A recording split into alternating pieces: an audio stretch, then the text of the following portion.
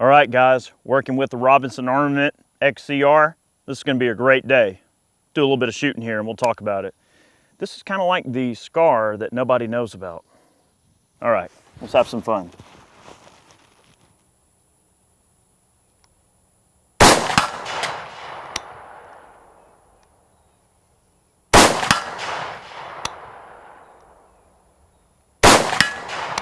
Yes, sir.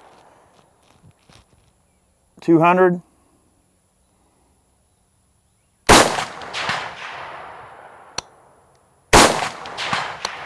250.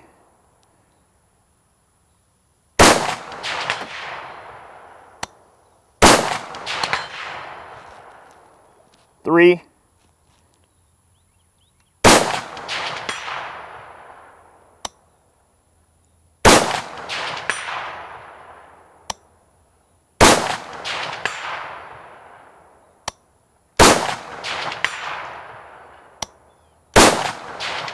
Yes, sir. Coyote.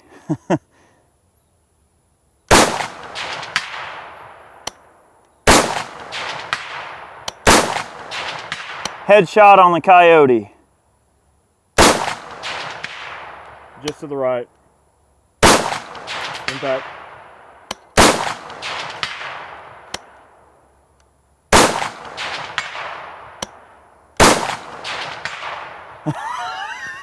Did you see what I just saw? It was a spray paint can. The spray paint can took a piece of jacket's balling and it is no more. What a great way to end that string. Well, guys, welcome back. This is Eric here with Iraq Veteran 8888. Okay, this is a really cool rifle, and I don't know if you guys are familiar with it, so we're going to do a video and kind of showcase some of the features of the XCR. This is an L model. They also make one called an M, which is like an AR-10 size action. This one's currently set up in 5.56. We're shooting Lithuanian triple G 62 grain ball ammunition. Man, this thing shoots ball like you wouldn't believe it. We're getting like 1.5 inch groups at 100 yards out of just ball ammunition. We were shooting some Federal 69 grain match ammo out of it and getting about 1 MOA, 1 inch accuracy at 100 yards. So this thing definitely delivers the goods in the accuracy department. One of the most distinctive features about the XCR is the marriage of components that goes into this rifle in terms of all the different, I guess, let's just say lineage that goes into this. There's a little bit of AR, there's a little bit of AK, there's a little bit of FAL kind of thrown in there in a mixing pot, and you pour it out and this is the rifle you get. It is a piston gun, so it is very smooth on the recoil, and the gas system is completely adjustable for a wide variety of different environments and different ammo types, suppressed, unsuppressed, etc. Everything like that. It is a 223 wild chambering, so it's a good mix between like a match gun and a military chamber. The wild is kind of a nice in-between, can go in between the varieties of different ammunition. 0.5x28 thread on the muzzle. The barrels are available in a wide variety of different weights and profiles. I opted for a little bit heavier barrel. This is a 16.5 inch barrel on this gun. And I opted for the green finish. They are available in a wide variety of different finishes. The stock pretty much screams straight up FAL in terms of the folding mechanism. Just pop this guy up. You can fold the stock over, so that makes carrying it and concealing it in and out of a vehicle a lot easier. Just pop that up. You've got complete adjustability in terms of the length of pull, comb height, all of those features. There's a little set screw right here so you can lock in your favorite stock position. Okay, get it set where you want, and then lock that thumb screw back down. Okay, so I'll get that back out about where it was. I think we're about right there. We'll lock that back shut. AR-15 grip modularity in terms of the grips, but this has just got Magpul grip on there. The trigger is a trigger of their own design. There's a lot of proprietary parts that goes on this gun, so it's not really like you're not going to be swapping a ton of things, but all of the features on this gun are extremely well thought out. Okay, one discernible thing right here is the charging handle is very FAL-like, and the bolt stop is very FAL-like. Okay, it can be reached from either side of the trigger guard to either release the bolt or lock it to the rear by pulling up. The charging handle does not reciprocate, but it does use a very similar setup to the FAL where it doubles as kind of like a dust cover, okay? So this guy slides in this annular groove here. You pull the bolt to the rear, push it forward just like on a FAL. So it kind of borrows some features from the FAL in that regard. The magazine release is ambidextrous, can be reached from either side of the rifle. You know, I was at first a little bit, not really concerned, but just wondered a little bit on this XCR about the ejection port. Seems like it's awfully small. You would think that a stuck case or maybe a loaded cartridge would not be able to clear that ejection port quite so well, because it is a very small ejection port, considerably smaller than an AR-15 for sure. But it doesn't seem to affect the functionality of the gun. The bolt throw itself is very smooth. It's a very easy bolt to work. It does not require a lot of effort to work the bolt back and forth, which is really cool. The takedown of this rifle for cleaning is very similar to a FAL. You notice on the back of the FAL, you got that thing you got to push in. You pop that little lever in and you can just open it up and access all the guts. Very similar here. There's a little knurled knob. Just make sure your bolt is home, push it forward, and it just basically relieves a bit of pressure right here, and you can open up the action, pull the guts out for cleaning. Really, really easy. The upper itself, now the lower is very impressive, of course. The upper itself is a monolithic style construction, so one piece of material and then finished machined. You've got M-LOK accessory slots through and throughout. Now we've got some of the Magpul swells in here just to make it a little bit more comfortable. And then of course we have a piece of pick rail attached on our M-LOK accessory slot on the bottom, and we're wearing an Atlas bipod in a LaRue QD mount. Those are our favorite bipods, we love them. Okay, the barrels are very easy to swap out. This gun can be configured in about 7 different calibers in a short action configuration. Exchangeable caliber rifle, XCR, that's what it stands for. You break out this bolt right here, loosen it, okay, and you can remove the bolt or the barrel. And of course, you can convert this gun into a variety of different calibers. 300 Blackout, 224 Valkyrie, 7.62 by 39, of course 5.56, I think 6.5 Grendel, you name it. If it's a short action cartridge, chances are you can convert it no problem. So it is very modular, and the gas system and the way it operates definitely steals a few things from the AK, and I really love the gas system adjustability. It reminds me a lot of like the FAL. So there are many components that are sort of married in here. So we're running a great optic on this particular rifle. This is a Primary Arms Platinum Series ACSS Griffin Mill.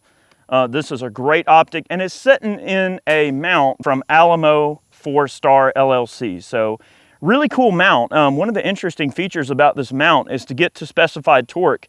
Believe it or not, the way this mount is designed, you actually don't torque it down with like a wrench. These screws are literally turned down just about hand tight. It's the strangest thing ever, the way that these screws torque. But it's solid as a rock. It's the weirdest thing. When Chad told me how this mount works, I was like, no, you're crazy. But it's just hand pressure. Okay, so we got a few more mags. Let's have some fun. This gun is ridiculously accurate. You guys might be familiar with Robinson as a company. You might remember the video we did on the M96. That's basically a semi-automatic version of the Stoner M96 service rifle. Robinson is going to be making another batch of those guns in an extremely limited quantity, super limited. So if that's something you're interested in, you might want to contact them. I don't know when they're building them or if they're taking orders, but they will be making more of them. And oddly enough, a lot of people know Robinson because of the M96. So just before we shoot again, really quick backstory on this gun. This gun was submitted for the SCAR contract. You guys remember when Special Operations was looking for, you know, an alternative rifle to the M16 series. You know, of course, the SCAR has won multiple contracts, and the SCAR is a great gun, but you can see there are many things about this gun that are SCAR-like, and this gun failed in those trials due to a technicality, a technical error. It was just simply because the gun, they did not have the blank firing adapters finished in time for testing, and so they missed out on the contract over a technicality, very, very minor technicality. Now, I will say, between this and like the 805 Bren, and then maybe the SCAR, it's very comparable. I'll say the weight on it because we are running a slightly heavier-ish barrel. Now you can go with a pencil barrel on this if you want, but with the heavier barrel, it is getting the weight a little bit beefier than maybe a Bren or especially a Scar, but not much. And the accuracy of this thing is just absolutely stellar. The accuracy reminds me precisely of the way I feel when I shoot my Scar. You look down range, you acquire your target, you squeeze the trigger, the round hits the target. I mean, it's just what a rifle's supposed to do. Now, Chad's got this thing tuned up really nice, got the gas system set up just right. I'm gonna shoot the gun a little bit more. 300 yards is child's play for this gun. We don't have time today to go out to 6. Well, allow me let me backpedal on that. We could go out to 6 today, but the problem is we got to grab the pole saw. We've got some trees grown in the way, so we can't really see to get out to 6, but we're gonna get the range trimmed up and we'll take this gun out to 600 yards in a future video. Today, we're gonna be shooting it out to 300 yards, but the gun is most certainly capable out to longer ranges. All right, so 300 is kind of child's play, but I'm gonna shoot the gun a little more for you guys. Man, fantastic. I am just so happy with the accuracy of this gun. This safety is ambidextrous and can be reached from either side of the gun, and the safety uses a very low degree of tilt. So it's like a, I guess what they call that, like a 35-degree safety, like a 35-degree tilt on that safety. Yeah, probably a 40 or 45 degree. Yeah, maybe a little bit, but it's definitely not a full degree of rotation like you would have on a normal AR safety. So I like that. It looks like I'm gonna call this gun the Hulk because it's green. What do you think? Is that a good nickname for it? The Hulk. The Hulk. All right, so you got the Gopher and the 8-inch target at 300 that you All have right, yeah, let's try that. Okay, 8-inch popper, 300 yards. Let's go big or go home, Chad. Send it when you're ready. Okay, so you're just over the top at about 11 o'clock.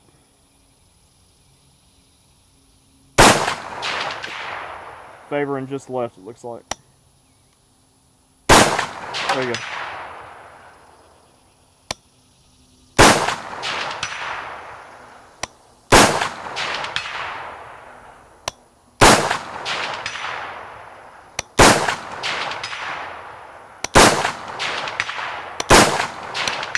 Yes, sir.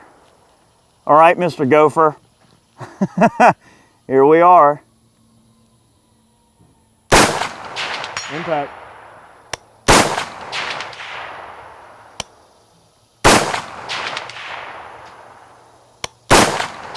You're favoring just in front of him. Impact.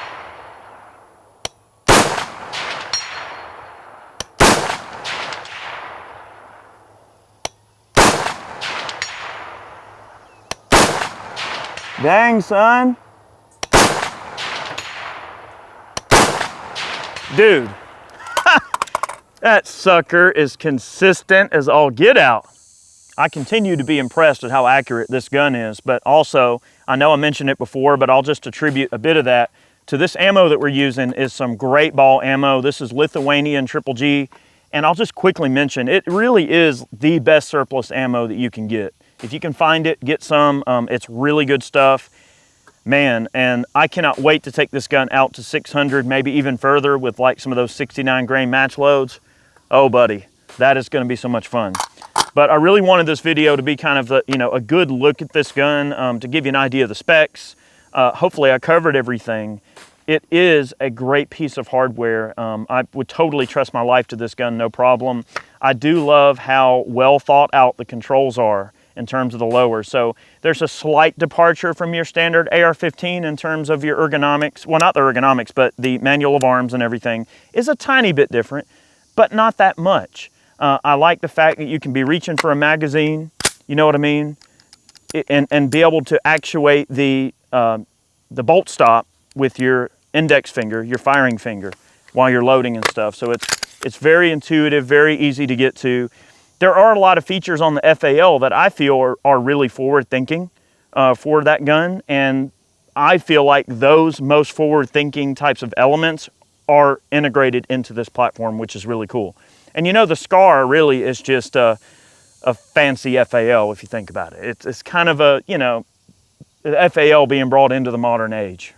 Anyway, this is cool. I think that it's something that definitely deserves to be in the running if this is something that you're looking for. The price point on a gun like this is very similar to like the CZ Bren, you know, the 805. I like the 805. The Brens are great. The barrels are a little skinny on them. And I know the intended purpose is to try to maybe cut down on the weight a little bit. My humble opinion, if you were gonna order a gun like this and you were wanting something that is comparable to like a Scar or the Bren, I would order this gun with the heavier barrel, because that's something you really can't do with the Scar. The Scar has the kind of pencil weight barrel in the 5.56, and then the Bren has the pencil weight barrel. I feel the ability to immediately change barrel profiles, calibers, is what really sets this gun truly apart. I'm gonna shoot a few more rounds, and man, I mean, 300 yards is child's play for this gun. Absolute child's play. This thing is fantastic. All right, I'm gonna shoot a little more and we'll talk a little bit more. Man, what a great setup. Let's try some of these tiny plates down here at 2.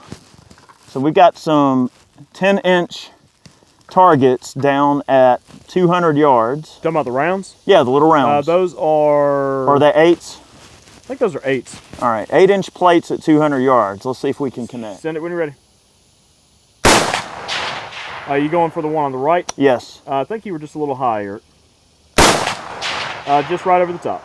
Okay, I'm still shooting high. Yep. Okay.